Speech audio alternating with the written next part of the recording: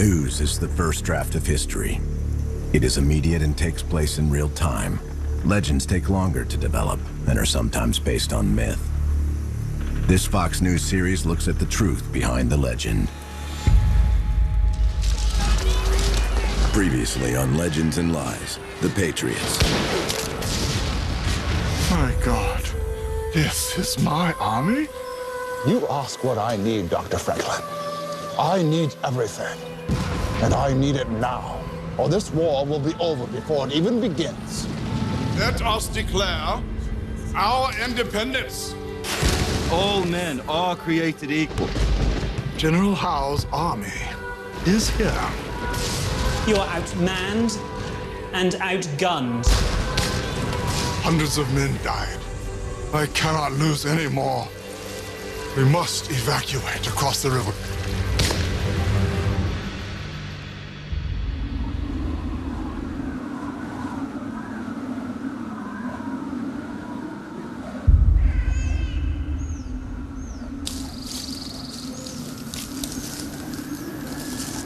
Keep your eyes open, Elijah. A fat turkey for Christmas dinner is the best gift Ma could ask for. I wish Paul would come home.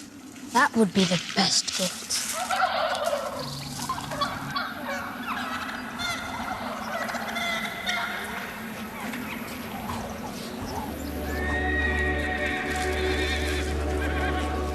Make all haste, General Green. We haven't much time. You will have your boat within the hour. Thank you for your service to our country. How do I get paid? That is a matter for Congress to decide. Good luck.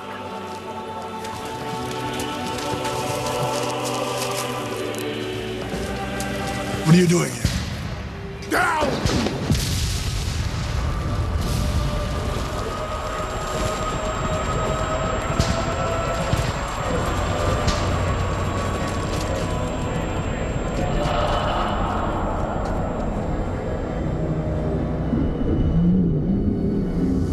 All right. Yeah. Are you General Washington? I am. Unfortunately.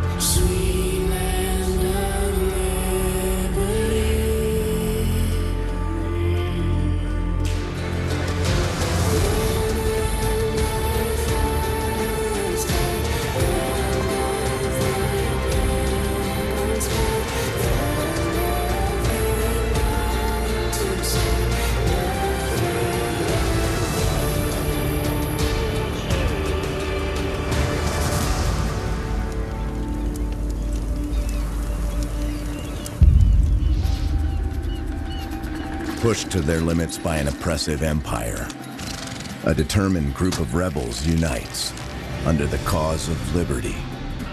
Their quest for freedom will unify a people, ignite a revolution, and forge a new system of government. In time, these brave men and women will come to be known as the American Patriots. Make all haste, General. We are being pursued. Christmas in the newborn United States of America. What should be a time of celebration is instead a time of brutal war. And for George Washington, a time of despair. After suffering crushing defeat in New York, the Continental Army has done nothing but run from the British. Americans are losing faith in the revolution and its commander. Washington's last hope is a Christmas victory. But behind every victory stands a man, and behind every legend lies the truth. The second half of 1776 is disastrous for George Washington and the Continental Army. The British seize New York and New Jersey and hold thousands of American soldiers prisoner. The Continental Army is battle-worn and weary. Morale is so low that some actually switch sides. Washington needs a win like never before, not just to reinvigorate his troops, but to preserve a chance for victory and the future of the country.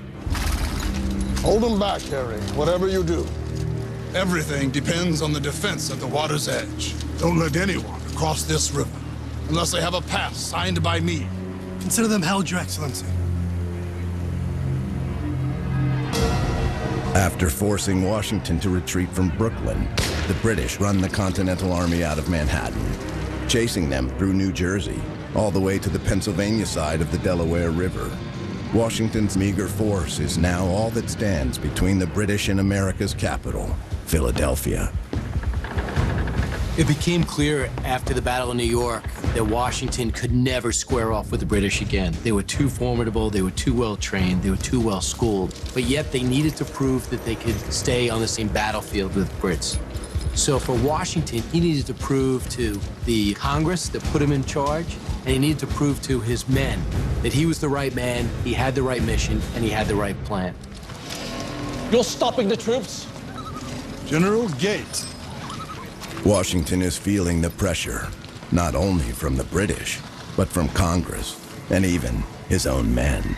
General Horatio Gates, a former British officer, now a senior Continental general, is after Washington's job.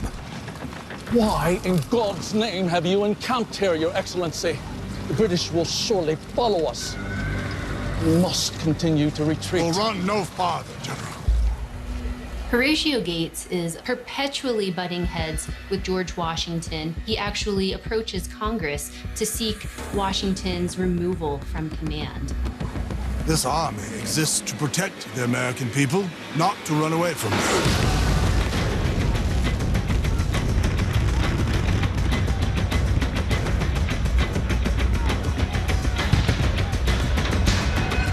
Despite Washington's resolve, the end seems near for the American Revolution. Enlistments are set to expire in just days, and many soldiers have already deserted. Thousands more suffer torture and brutal abuse as prisoners of war, many in hellish conditions on British prison ships, where the usual conventions of war are ignored for Americans. Washington's army has dwindled to just a few thousand, while the British are bolstered by battalions of German mercenaries. The Hessians' brutal tactics begin forcing New Jersey into submission. The Hessian mercenaries are so feared that they get their own mention in the Declaration of Independence. They had a reputation of being cold-blooded killers. What the? Monster! Die! On the feet!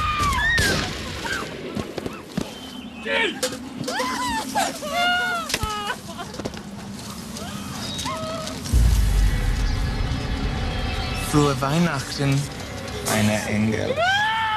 German troops commit atrocities everywhere. There are murders, there are farms being burned, there are rapes. And when the American people see their farms ruined, their families, their wives, and their children suffering, they begin to decide that it's not worth it. The cause has reached a moment where it's on the verge of failure because the American people are losing hope. Washington is devastated by witnessing what's happening. That the enemy will leave nothing untried in the course of this campaign to reduce these states to the rule of a most lawless and insufferable tyranny must be obvious to everyone. With the Hessians ravaging New Jersey, it's only a matter of time before they and their British masters invade Pennsylvania. At this stage, Washington's top priority is preventing the British from crossing the Delaware River and marching on Philadelphia. This is classic European warfare. Defeat the opponent in key battles and take the capital city as a trophy. But Washington has two things in his favor. The British grossly underestimate both his intelligence operation and his army's commitment to fight for its homeland. To win this unwinnable war, Washington needs intelligence on his counterpart, British Commander General William Howe. Inside enemy headquarters, disguised as a loyalist, is John Mercereau, a trusted spy who works for Washington throughout the war. That old fox Washington is beaten. He's camped in the mud with some sick men. Winter will finish him off.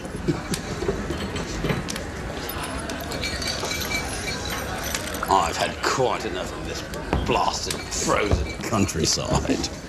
I shall be wintering in New York. General Howe, confident Washington is no longer a threat, makes a fateful decision. Instead of continuing to Philadelphia, Howe will pause combat operations for the winter, falling back to New York and leaving mostly hired Hessian troops at a string of garrisons throughout New Jersey. Colonel von Donop, your troops will take the post alongside in the river, right next to the enemy. Colonel Roll, you shall have command at Trenton. Yeah. If I can tempt Washington over here, then I'll capture him.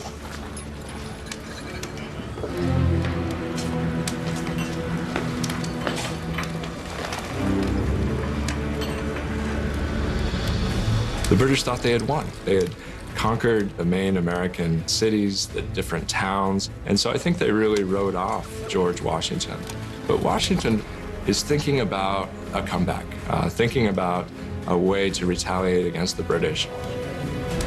Thanks to Howe's arrogance, Washington may be able to isolate a smaller force at a single garrison, scoring a victory and boosting American morale.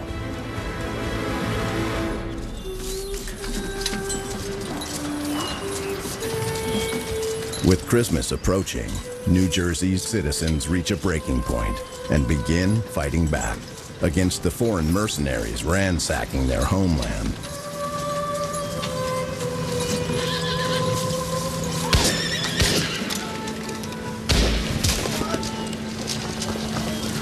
Rally the militia. Go!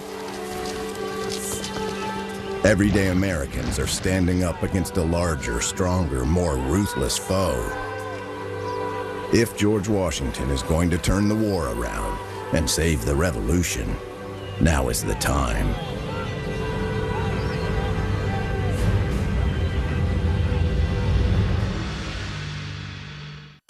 Hi! Take a look at the all-new Chrysler. The fate of the American Revolution rests on a single operation to capture Trenton, New Jersey. But before risking everything, Washington needs confirmation from a top spy that the city is truly vulnerable. Captain Mercereau, what have you to report?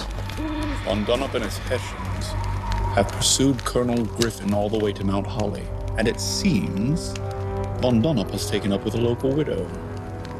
Is that so? Very good, Captain. Carry on. If you're taking on a superior army who's better trained, like the Hessians, you had to have the element of surprise. And through espionage, Washington was able to do that. He found out on Christmas, they were not ready for any attack. I trust, under the smiles of Providence, we may yet effect an important stroke, or at least prevent General Howe from executing his plans. If Washington can take Trenton, he could give America hope once more and begin to save the revolution.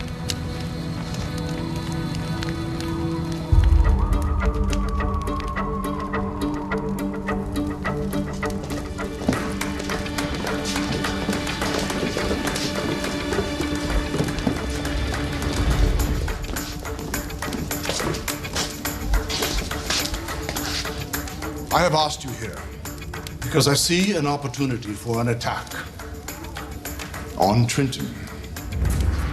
On Christmas? Precisely, Captain Hamilton.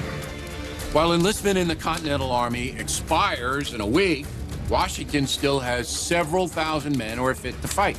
The British outnumber the Americans, though, in total troops, but they're spread out along the Delaware River. With Colonel Von Donop out of position, Commander Rahl is left with just 1,400 men inside Trenton. Plus, it's Christmas Day, so if Washington has any hope of pulling off a surprise attack, now is the time. This operation has no room for doubters. There's at least an unspoken tradition that you don't go around attacking other armies on Christmas Day. This was an audacious thing. But the Hessians were amongst the most feared mercenaries in Europe, and Washington realizes that perhaps on Christmas night, maybe they wouldn't be so tough. I will go with General Greene's brigades along Pennington Road. General Sullivan takes the River Road. Here is the key. We must attack Trenton simultaneously from both ends of town. A double envelopment will trap the enemy between us. Washington's plan is bold and extremely risky.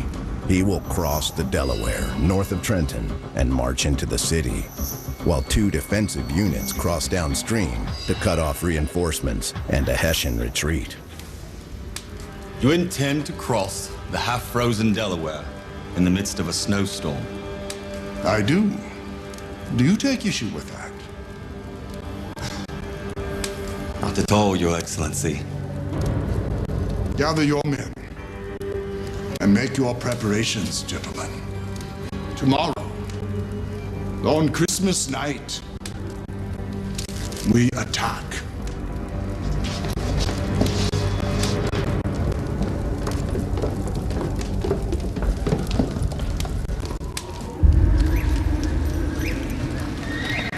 At daybreak, the Continental Army mobilizes for battle.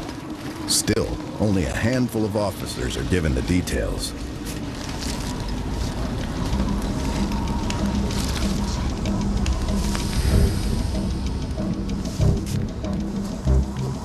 These are Christmas presents, sir. These are for tonight. Don't forget them or your weapon. The old fox wants to hold a review on Christmas. Not a review. A mission.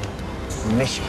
Where are we marching off to? They haven't told me yet. All I know is keep your cartridges dry and follow me.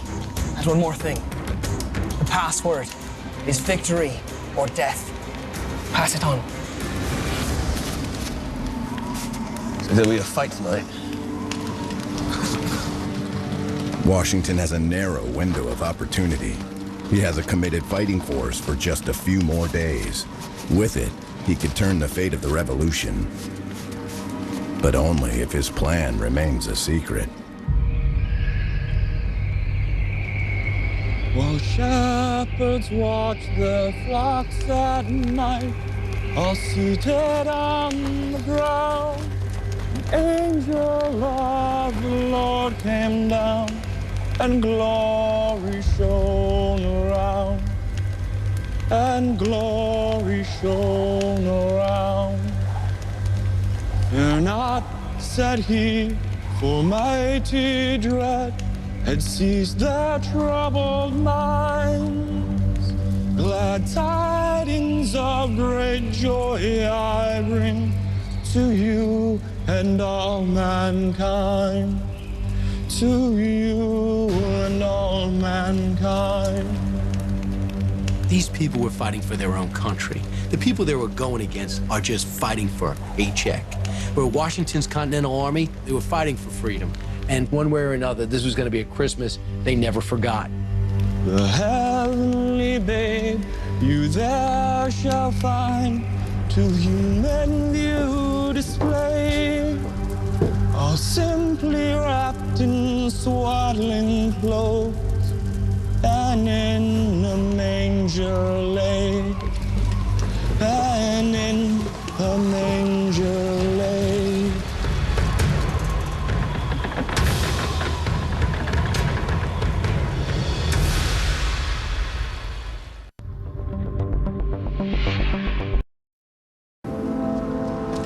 As George Washington prepares to lead his men in a daring attack across the ice-choked Delaware River, a snowstorm rages, only intensifying the mission. The weather is brutal, but George Washington has energized his troops. For the first time in the war, the Continental Army is truly on the offensive. The timing is right. Washington's men know they have a real chance for a victory. Gentlemen, synchronize your watches. We must reach Trenton simultaneously. Godspeed, gentlemen. This is the moment where it is truly do or die. Ice floes are rushing down. Pretty soon it's going to be impossible to cross, but they have to take the chance. Safe travels, Your Excellency. And Happy Christmas. And a happy Christmas to you, too.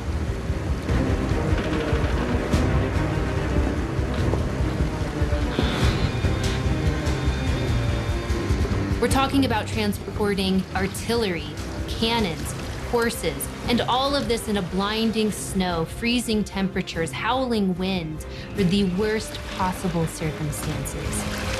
Press on, boys!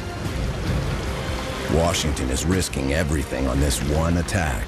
And as the hours pass, it looks like he may lose his gamble. Even if he survives the weather, the element of surprise may be lost.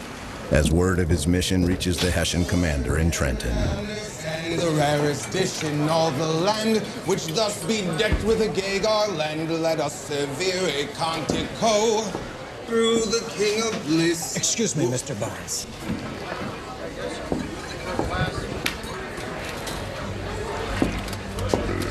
What is it? I've come from the American camp. An attack is imminent. Let the Americans come. My men will go at them with the bayonet. Washington benefits from the sheer indifference of commanders on the other side. The Hessian commander in Trenton is made aware of the encroaching American army and pockets the message without even reading it. Colonel Rawls' indifference is a stroke of luck for Washington. But elsewhere, his operations luck is running out.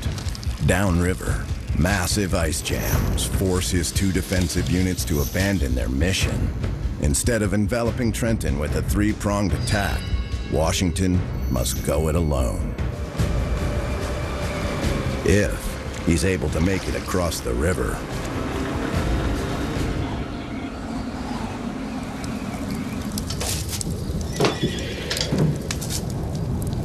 What is that? It's the Hessians. They're coming.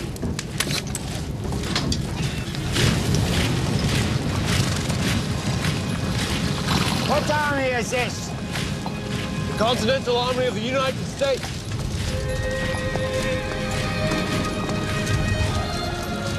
Washington's men finally cross the Delaware, 4 hours behind schedule. As the Americans make their way through the New Jersey countryside, local citizens join their ranks, eager to retaliate against their Hessian oppressors. There were better tacticians than George Washington. There were better military planners than George Washington. But almost no one in American history has proven to be better in the clutch than George Washington. Washington had something special, and whatever he had, people believed in him. General, it's nearly dawn. I doubt we'll manage to surprise them. Press on, boys. The going is slow. Washington fears that come sunrise, they will surely be detected. Washington's plan hinges on surprise and timing.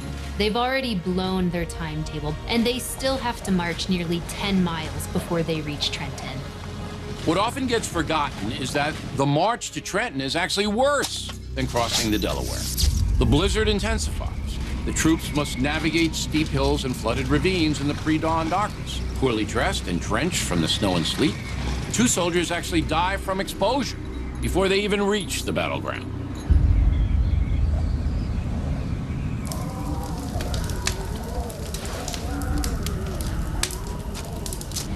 Some Christmas, eh?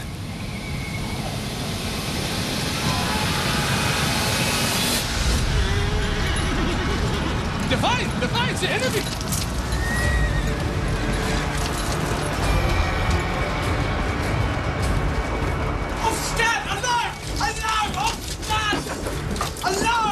The myth is that the Hessians were drunk.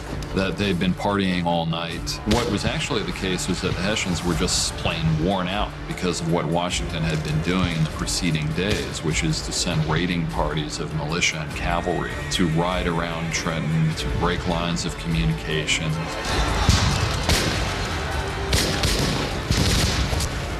Alarm! Alarm! Oh, God be praised. May his vengeance be swift and terrible. Follow me, man. Amazingly, Washington pulls off the crossing, survives the march, and even as the cover of darkness ends, still manages to surprise the Hessians. Now his exhausted troops must defeat the seasoned soldiers, the same men who overpowered them back in New York. Some would say a victory will take nothing less than a Christmas miracle. The only answer now is to declare our independence. America is at war, Dr. Franklin. Welcome home. For more revealing stories on these and other patriots featured in Legends and Lies, purchase the companion book, available at BillO'Reilly.com and bookstores nationwide. With the element of surprise on their side, George Washington's army plunges into battle to save the American Revolution. Take your men and occupy the buildings along the street. From the upper windows, you should have clear shots at the enemy. Yes, Your Excellency.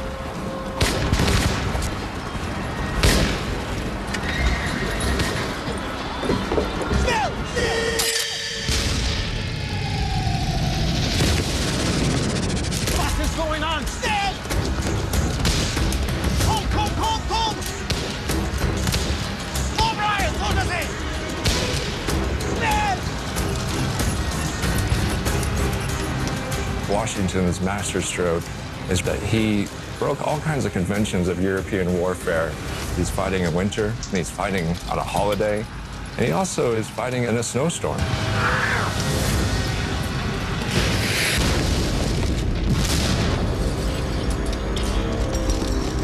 Here succeeded a scene of war of which I had often conceived but never seen before. The hurry, fright, and confusion of the enemy was not unlike that which will be when the last trumpet shall sound.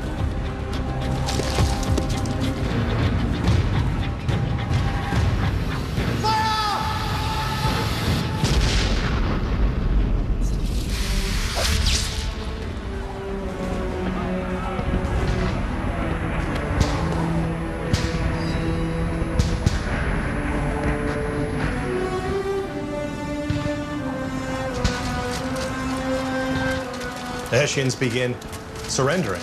1s, 2s, 4s, entire regiments. It's over within an hour.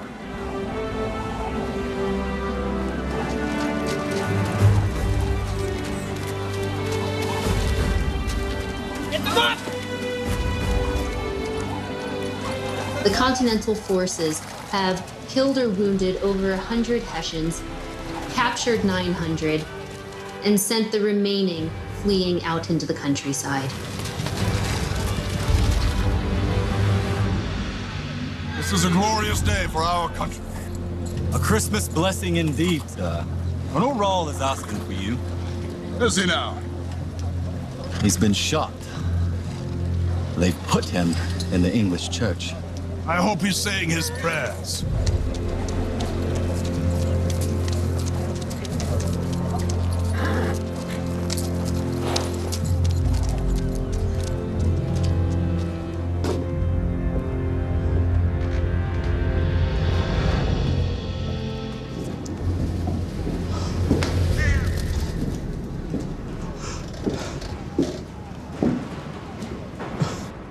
General Washington, take care of my men.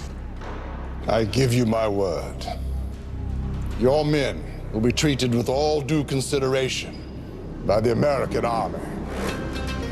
In this moment, Washington is extending a courtesy to his enemies that his enemies clearly had not extended to Americans.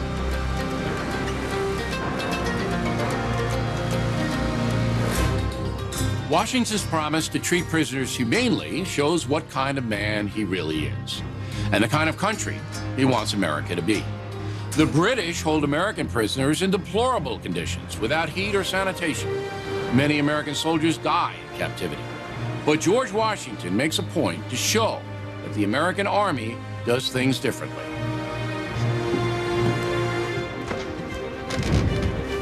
Later that day, Johann Rall dies from his injuries. But in Mount Holly, Colonel von Donop and his 2,000 Hessians are still very much alive. Colonel von Donop! Colonel von Donop! If they can reach Trenton in time, Washington's victory could turn to defeat. Colonel von Donop! Colonel von Donop! What is it? The Americans have taken Trenton. Colonel Rall is dead. Mein Gott.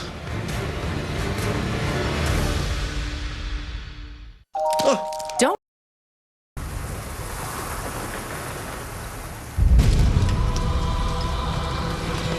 Forced to retreat by the British Army, George Washington is facing near certain defeat, unless he can find a way to strike back.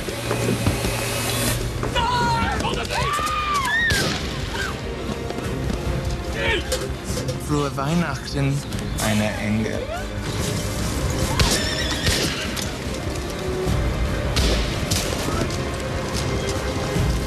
Rally the militia. Go like Colonel Griffin. Go!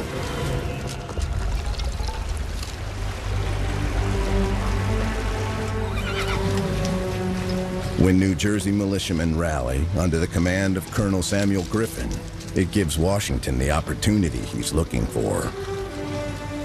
It's impossible to imagine a more challenging time for George Washington. He was being urged by other officers who perhaps wanted his job, hunker down and hold off because a loss could finish us. He says, no, I'm doubling up, picking up the pace, and we're taking the fight to them. General Washington, I've come from Jersey. I've raised 600 men. I asked permission to lead them in action against the enemy. Permission granted, Colonel Griffin. Very good, sir. Though Griffin commands only a small volunteer militia, he's the key to Washington's plan to cross the Delaware River and attack the Hessian garrison at Trenton, New Jersey. Colonel Glover, a word. Washington knows that the capture of that Hessian garrison in of itself is not going to turn the tide. But what it will do is have a galvanizing effect on the American people to realize that that flame is still burning in the nation's heart, because Washington and his few thousand men are still willing to give everything they have for the cause. To take Trenton successfully, Washington must separate its Hessian occupiers from reinforcements. Washington's strategy is to divide and conquer the Hessian forces.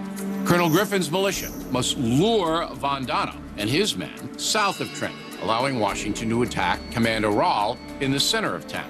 If the tactic works for the first time in the war, the Americans will have superior numbers. But most importantly, they'll have the element of surprise.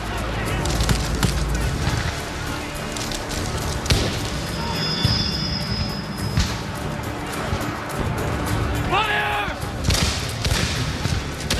Fire! Fall back! Fall back to Mount Holly! Fall back, stay! As Washington hopes, Colonel von Donop takes the bait. Believing he has the upper hand, von Donop chases the retreating Americans, moving farther from Trenton, opening the city to attack as he does.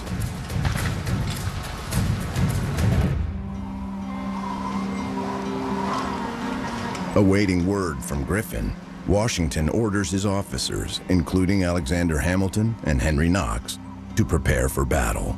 But he keeps the details secret, even from them. With your permission, sir, I'll set the men to altering the carriages and limbers for speed and maneuverability. See to it. For the first time in weeks, Washington has reason for optimism. If his plan is successful, he may reignite the American spirit of revolution. But unbeknownst to the general, a British spy is recording his every move. Successful war is prosecuted first on the basis of really good intel. This is an ongoing cat and mouse game between the British and the American sides. But Washington has spies of his own. And as the New Jersey militia lures Colonel Von Donop south to Mount Holly, a prosperous town ripe for looting and pillaging, the next phase of the plan is put into motion. Tote sie jetzt! In die Wagen!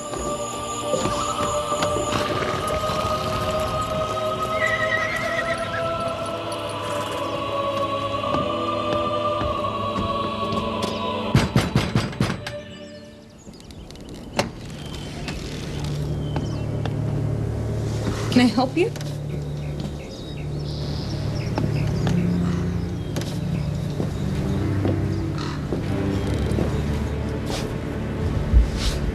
Do not fear. I'm only looking for a bed for the night.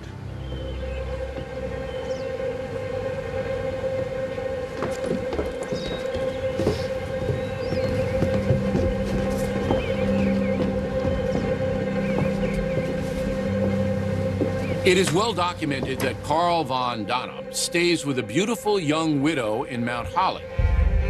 But her identity remains unknown. Some historians suggest she may be an agent working for Washington, or even the famous Betsy Ross, a young widow devoted to the cause. Regardless, the mysterious woman is a godsend for the Americans because she keeps von Donop occupied. I like you very much.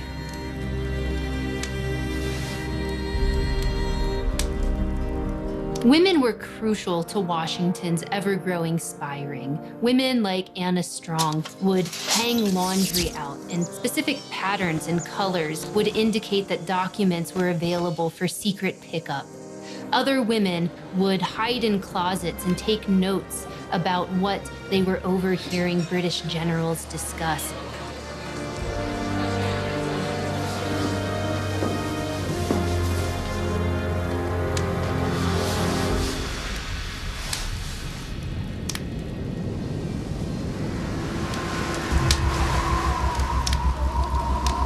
Thanks to the mysterious widow, the Hessian outpost at Trenton is now open to attack. But to achieve the victory he and the country need, Washington must lead the most daring surprise mission of the war, and do it on Christmas Day.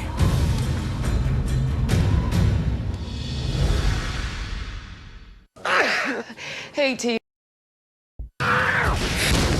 With over 1,000 men taken prisoner in Trenton, the Hessians desperately seek reinforcements. Colonel Von Donop! What is it? The Americans have taken Trenton. Colonel Rahl is dead. Mein Gott. By the time word reaches Colonel Von Donop, it's too late. Ich mute mein Pferd. Jetzt. Jetzt! Washington has secured a complete victory, and Christmas is to be celebrated by the Americans, not the Hessians.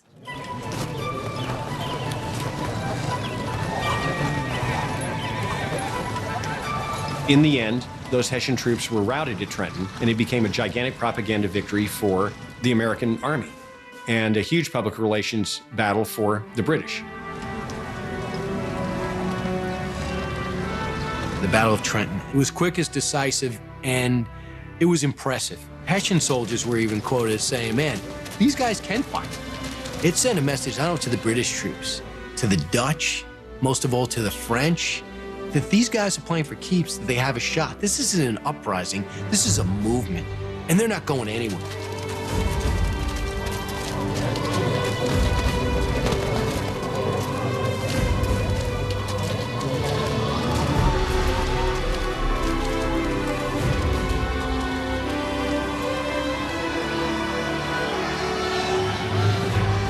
I thank the officers and soldiers for their spirited, gallant behavior at Trenton. Their behavior upon this occasion reflects the highest honor upon them. The following week, Washington and his men fend off British counterattacks at Trenton and Princeton, New Jersey. Invigorated by the victories, the Continental Army swells to nearly 12,000 men. Under Washington's leadership, these patriots will go on to win America's independence. The stunning victory at Trenton is the most consequential in American history. Washington's leadership and his soldiers' sacrifice give the Army the morale boost it needs to renew its fight and push through to the end of the war. Washington's collection of patriotic fighters is symbolic of the country as a whole. Still shaky on its feet, but beginning to believe in itself and hold its own. The victory at Trenton is George Washington's Christmas gift to America.